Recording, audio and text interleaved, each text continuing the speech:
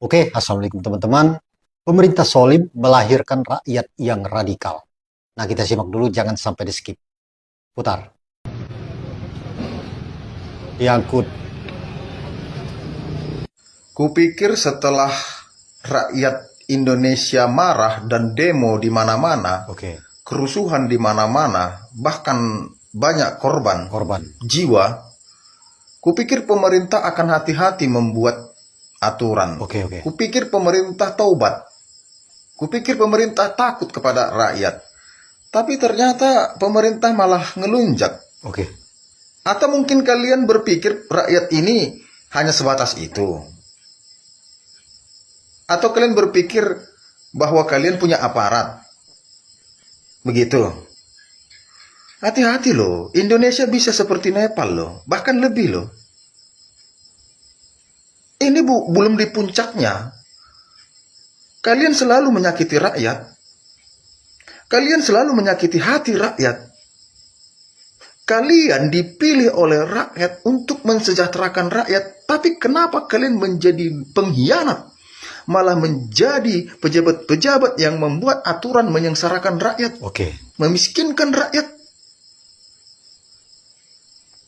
Di satu bidang saja, Pertamina, kalian membuat aturan-aturan yang mempersulit rakyat. Mulai dari membatasi jumlah penggunaan BBM, harus pakai aplikasi My Pertamina, harus pakai barcode. Sekarang kalian buat harus pakai STNK, bayar pajak, baru dilayani di SPBU. Lalu kalian sita pedagang-pedagang eceran, pom bensin eceran, kalian sita, anjing Pertamina, atau siapapun Anda yang membuat kebijakan seperti ini, ya, pejabat-pejabat pemerintah ataupun pejabat daerah yang membuat aturan-aturan ini, anjing.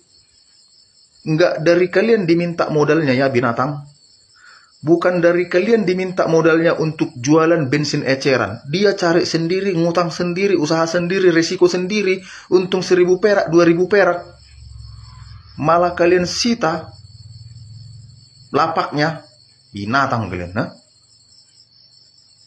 Harusnya pemerintah membantu rakyat dalam berusaha mencari kehidupan, memberikan pekerjaan, memberikan lapangan kerja, memberikan modal usaha. Bukan kalian persulit, binatang. Jangan Indonesia nanti seperti Nepal ya. Pejabat-pejabat,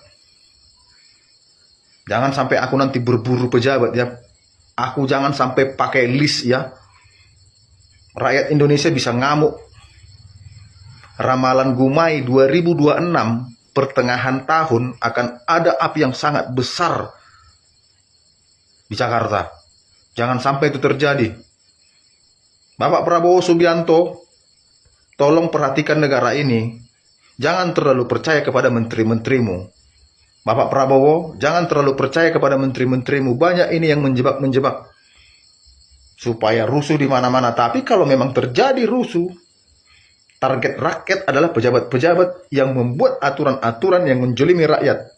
Rakyat Indonesia, coba kalian tulis list kalian siapa pejabat yang akan kalian lempar ke sungai ketika kita murka melihat aturan-aturan pemerintah yang tidak pernah pro kepada rakyat.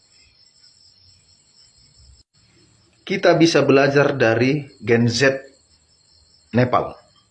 Kalian lihat mereka bersatu, ya, dan itu pun ada kurangnya, masih kurang, ya, tapi mereka berhasil.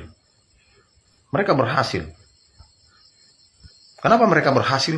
Solid, bersatu. Tidak ada pengkhianat di antara masyarakat. Ya, pemerintah Indonesia hati-hati loh. Hati-hati loh. Ini udah membara ini, sakit hati rakyat Indonesia udah membara ini. Hati-hati loh.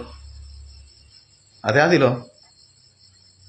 Apakah pejabat-pejabat pemerintah merasa aman karena punya aparat? Hati-hati loh. Kalau rakyat udah marah, percayalah, Belanda pun bisa diusir nenek moyang kita dulu. Hanya menggunakan bambu runcing dan senjata tradisional ataupun senjata sitaan. Percayalah, Kalau pemerintah tidak segera mengambil tindakan untuk mengobati hati rakyat, atau pejabat-pejabat tidak segera bertobat, percayalah, akan banyak rakyat Indonesia memutuskan menjadi militan, radikal, musuh rakyat, pejabat-pejabat pemerintah dan DPR RI. Kalian buat rakyat sakit hati. Nah, guys, pemerintah sudah mempunyai aturan baru, guys. BBM tidak bisa lagi untuk dijual heceran, guys. Di pom-pom mini, di pinggir-pinggir jalan, guys. Nah, bagaimana dengan kebijakan ini menurut kalian, guys? Silakan kalian komen di kolom komentar.